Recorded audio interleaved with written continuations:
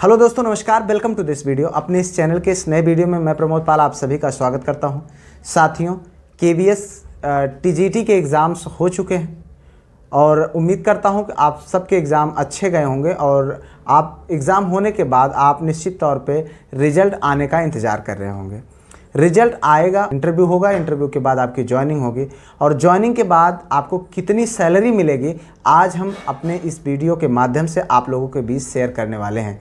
क्योंकि इस वीडियो के लिए हमारे पास ढेर सारा कमेंट आ रहा था और हमें बहुत सारे लोगों ने मैसेज किया, क्योंकि इससे पहले मैंने केवीएस पीआरटी के जो है सैलरी के बारे में चर्चा किया हुआ था और जिससे लोग जानना चाहते हैं कि जब वो ज्वाइन करेंगे तो उनको कितना वेतन जो है देखने को मिलेगा। अब आपको मैं अपने मोबाइल के स्क्रीन पर ले चलता हूं, वहां पर आपको बताते हैं कि केवीएस का वेतन कैसे बनेगा और कितना वेतन आपको जब आप पहली बार जो आपका ज्वाइन करेंगे तो आपका पहला वेतन कितना होगा। साथियों, जब तक मैं आपको आपके मोबाइल के स्क्रीन पर ले चलता हूं और आपकी सैलरी के बारे में बताता हूं, तब तक आप कृपया चैनल को सब्सक्राइब कर दीजिए, वीडियो को लाइक कर दीजिए। अगर आपको अच्छा लगे तो वीडियो देखने के बाद आप इसे अपने दोस्तों में शेयर जरूर करिएगा। दोस्तों, जैसा कि आप अपने मोबाइल के स्क्रीन पर आप देख पा रहे हैं, ये है आप देख रहे हैं यहाँ पर टीजीटी लिखा हुआ है।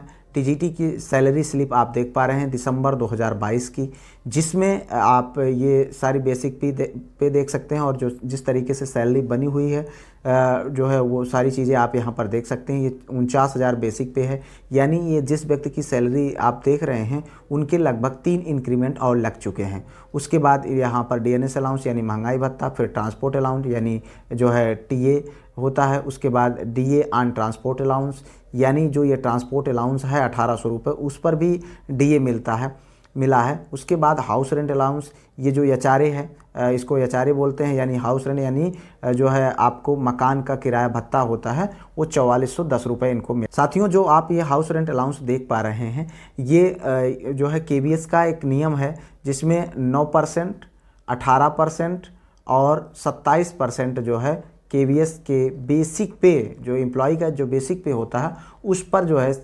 एचआरए निर्धारित किया जाता है।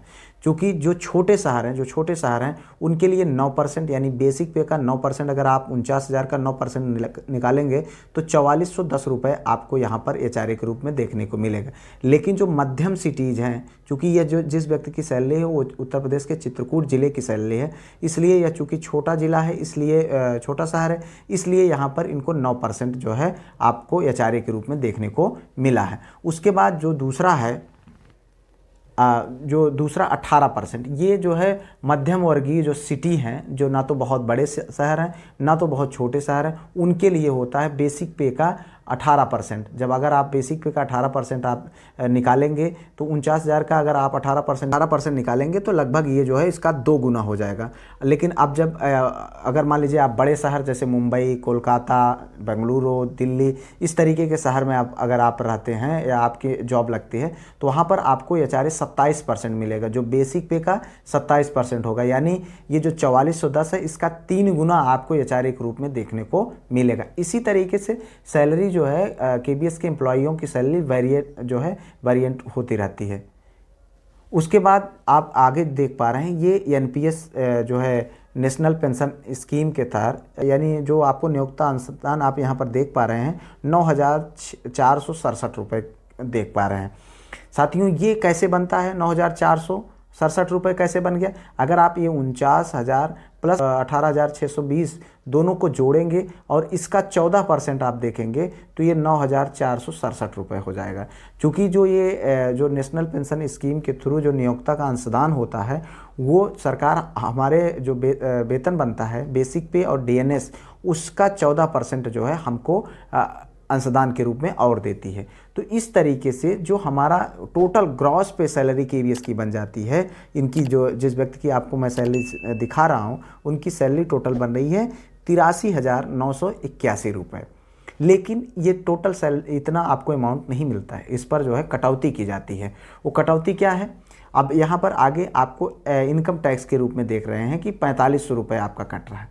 जो ये अग्रिम आयकर इसको बोला जाता है, अग्रिम आयकर के रूप में ये 4500 रुपये कटवा रहे हैं। इसको आप 1,000 रुपये, 2,000 रुपये, 3,000 रुपये, 4,000, 5,000 आप अपनी स्वेच्छा के अनुसार कटवा सकते हैं। चूँकि जब साल के अंत में जब आपकी इनकम टैक्स बनती है तो उसमें जब अग्रिम आयकर रहता है तो जो है टैक्स देने में सहूलियत रहती है। इस उद्देश्य से आदमी जो है ज़्यादा से ज़्यादा जो है मतलब जो एम्प्लॉय होते हैं वो अपना जो है टैक्स के रूप में अग्रिम आयकर कटौती कटवा देते हैं। नहीं तो फरवरी में जो उनका वेतन बनेगा, चूँकि फरवरी में टोटल इनकम टैक्स जो है काट लिया जाता है, इसलिए वो वेतन जो है बहुत ज़्यादा कम हो जाता है। इसलिए यहाँ पर अग्रिम आयकर ज़्यादा से ज़्यादा कटवाने का प्रयास करते हैं। फिलहाल जब आपकी नई जॉब होगी, यानी जब आप नए ज्वाइन करेंगे, तो आपके ऊपर आधारित होता है कि आप कितना कटवाएंगे। उसके बाद दूसरी कटौती यहाँ पर देख पा रहे हैं, KVS एम्प्लॉय वेलफेयर स्कीम, ये 60 रुपये आपके जो है इसके लिए जाते हैं। ये हर फिक्स होता है, ये ना तो घटता है ना तो बढ़ता है, ये सब का जो है सामान कटता है। उसके बाद आगे जब देखेंगे तो ये एनपीएस में जो ये 14% जो शेयर नियोक्ता अंशदान है वो आपका यहाँ पर कट जाएगा। और उसके बाद ये आपकी जो बेसिक पे तथा डीएनएस दोनों को मिला करके जो 10% होगा वो आपका शेयर, यानी इन दोनों चीज़ों जो है 14% सरकार अपनी तरफ से यानी नियोक्ता आपको देगी, और उसके बाद आपके बेसिक पे तथा जो है महंगाई भत्ते का 10% आपके अकाउंट से, मतलब आपकी सैलरी से काट लिया जाएगा। ये दोनों आपके अकाउंट में एनपीएस खाते में ये हर महीने जमा होती रहती है। जब आप रिटायर होंगे तो ये राशि आपको दी जाती है, उसका एक अलग नियम है। और बाकी बची हुई इसकी जो बाकी बची हुई राशि होती है वो पेंशन के रूप में आपको दी जाती है।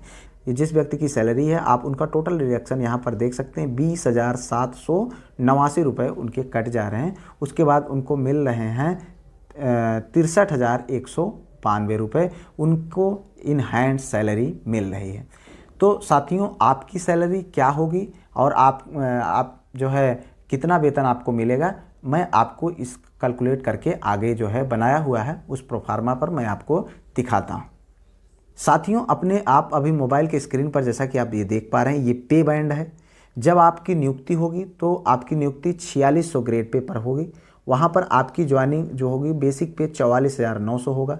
अब यही 44,900 फिर उसके बाद जो है एक जब इंक्रीमेंट लगेगा 46,200, फिर 47,600, 49,000, 50,500, इस तरीके से साल दर साल आपका जो है एक एक लेवल बढ़ता चला जाएगा।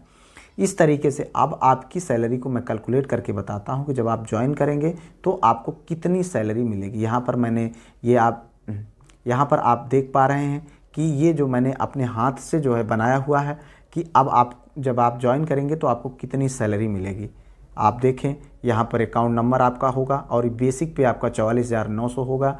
अब यहाँ पर प्रान नंबर होगा। प्रान नंबर से मतलब ये होता है कि आपका जो एनपीएस का खाता संख्या होगा उसको यहाँ पर लिखा रहेगा। उसके बाद जितने दिन आप प्रेजेंट रहेंगे उसका लेवल 7 आपका वेतन होगा। उसके बाद आप देखेंगे जनवरी 2023, तो मैंने अपनी तरफ से बना करके लिखा हुआ है, इसको आप देख सकते हैं। जनवरी 2023 से जो आपको वेतन बनेगा वो मैं आप यहाँ पर कैलकुलेट करके बता रहा हूँ। क्योंकि जब आपका वेतन जो होगा बेसिक पे होगा वो 44,900 होगा।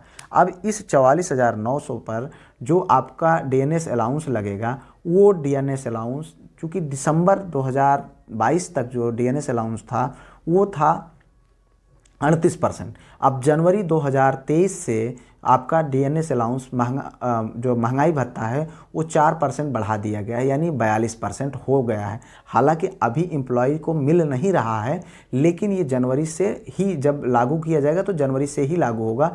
जो बचा हुआ जब तक एम्प्लॉइयों को नहीं मिला होगा तो उसको एरियर के रूप में दे दिया जाएगा, लेकिन जो वेतन कैलकुलेट होगा जनवरी के बाद उस पर 42% ही डीए लगाया जाएगा। उसके बाद फिर ये जुलाई में फिर जो है 3% 4% जो भी बढ़ना होगा बढ़ जाएगा। और जनवरी और जुलाई में ये 2 बार जो है साल भर में डीए बढ़ता है और साल में एक बार आपका इंक्रीमेंट लेवल बढ़ता है। इस तरीके से आपका वेतन इंक्रीज होता रहता है। साथियों, उसके बाद जैसा कि आप देख पा रहे हैं 44,900 है। अगर इस 44,900 का आप जो है 42% निकालेंगे महंगाई भत्ता के रूप में तो आपको 18,858 रुपये आपकी महंगाई भत्ता निकलेगा। उसके बाद आप आगे देखेंगे तो ये 1,800 रुपये आपका ट्रांसपोर्ट अलाउंस होगा। ट्रांसपोर्ट अलाउंस केवीएस के हर एम्प्लॉय पर का फिक्स होता है। जो 1800 रुपये है, चाहे वो पीआरटी का हो या टीजीटी का हो, वो बिल्कुल फिक्स होता है। लेकिन इस पर महंगाई भत्ता जो है लागू होता है। तो डीए चूँकि इस पर लागू होगा, इस 1800 रुपये पर जब डीए 42% लगेगा तो ये आप निकालेंगे जो है 42% 1800 रुपये पर, तो 756 रुपये इस पर आपको महंगाई भत्ता मिलेगा। उसके बाद आपका जो एचआरए होगा, एचआरए चूँकि मैंने अभी बताया आपको कि एचआरए 3 तरीके से जो है केवीएस का एचआरए बनता है। पहला तो आपकी सैलरी का जो है बेसिक पे का 9%, दूसरा जो है 18%, तीसरा 27%। यहाँ पर मैंने जो आपका एचआरए कैलकुलेट किया हुआ है वो एचआरए आपका मैंने 18% कैलकुलेट किया है। इसलिए कैलकुलेट किया है कि कोई ज़रूरी नहीं है कि आपकी जो है ज्वाइनिंग चित्रकूट जैसे छोटे शहर में हो, या फिर आप बड़े शहर में भी हो सकती है जहां पर आपको 27% भी एचआरए मिल सकता है, और आपकी 9% वाले शहर में भी जो है ज्वाइनिंग हो सकती है, और 18% वाले में। यहां पर मैं मध्यम मार्ग अपनाता हूं और 18% को मैं कैलकुलेट करता हूं। तो जब आप 18% को कैलकुलेट करेंगे, यानी 44,900 का 18% निकालेंगे, तो एचआरए बनेगा वो 8,082 रुपये हो जाएगा। उसके बाद आपके इस दोनों यानी बेसिक पे और डीएनएस अलाउंस का यानी महंगाई भत्ता का आप 14% जो निकालेंगे, स्कीम एमजीटी शेयर यानी जो नियोक्ता का अंशदान होगा, वो 8,926 रुपये आपको जो है नियोक्ता के अंशदान के रूप में दिया जाएगा। यानी कुल मिला के आपकी जो टोटल सैलरी बनेगी, आप जब नियुक्त होंगे तो आपकी जो टोटल सैलरी बनेगी वो 83,322 रुपये बनेगी। चूँकि अब कुछ लोगों को ये लग रहा होगा कि जो 4 साल पुराना कैंडिडेट है उसकी भी सैलरी 83,000 के आसपास बन रही है, और हमारी भी जब मैं नया ज्वाइन करूंगा तब भी हमारी भी 83,000 बनेगी, ये कैसे हो? साथियों, चूँकि उनकी जो सैलरी अभी आपने कैलकुलेशन देखा उसमें जो है 38% डीए के हिसाब से वो सैलरी कैलकुलेट की गई है। लेकिन जो ये जनवरी के बाद जो बढ़ा हुआ महंगाई भत्ता है वो 42% हो चुका। और दूसरी चीज़, मैंने यहाँ पर आपके जो एचआरए कैलकुलेट किया हुआ है ये उनका 9% है, आपका मैंने 18% कैलकुलेट किया हुआ, इसलिए यहाँ पर 83,322 रुपये आपकी जो है सैलरी देखने को मिल रही है, ग्रॉस सैलरी। उसके बाद अब आपका कुछ डिडक्शन होगा। डिडक्शन मैंने यहाँ पर 2,000, चूँकि जब नया कैंडिडेट होता है तो चूँकि मैंने भी लगभग 2,000 ही जो अपना इनकम टैक्स आयकर कटौती कटवाया था, इसलिए मैं मानता हूँ कि आप भी 2,000 रुपये इनकम टैक्स अगर कटवाएंगे या ज़्यादा कटवाएंगे, ये आपके आधार पर आपके ऊपर निर्भर करता है। हालाँकि मैंने यहाँ पर सिर्फ 2,000 जोड़ा है, ठीक है। उसके बाद अगला जो है केवीएस एम्प्लॉय वेलफेयर के तहत 60 रुपये तो जाना है। उसके बाद अगला जो आपका यहाँ पर कटेगा एनपीएस का एमजीटी शेयर, जो यहाँ पर 89,126 रुपये हुआ। उसके बाद एनपीएस का आपका खुद का शेयर जो 44,900 और 18,858 रुपये दोनों को कैलकुलेट करेंगे तो उसका 10%, ये दोनों कैलकुलेट करेंगे तो 63,750 के आसपास में होगा, और उसका 10% आपका खुद का शेयर हो जाएगा। यानी कुल मिलाकर के 89,126 रुपये और 63,175 रुपये ये दोनों आपके एनपीएस खाते में जमा हो जाएंगे, और टोटल आपकी जो कटौती होगी वो 17,361 रुपये की होगी, और आपको इन हैंड सैलरी मिलेगी 65,961 रुपये की। एक खूबसूरत अमाउंट आपके अकाउंट में देखने को मिलेगा। साथियों, अगर आप इस अमाउंट से खुश हुए तो निश्चित तौर पर चैनल को सब्सक्राइब और वीडियो को लाइक किए बिना मत जाइएगा। साथियों, इस तरीके से आपको एक बेहतर सैलरी देखने को मिलेगा।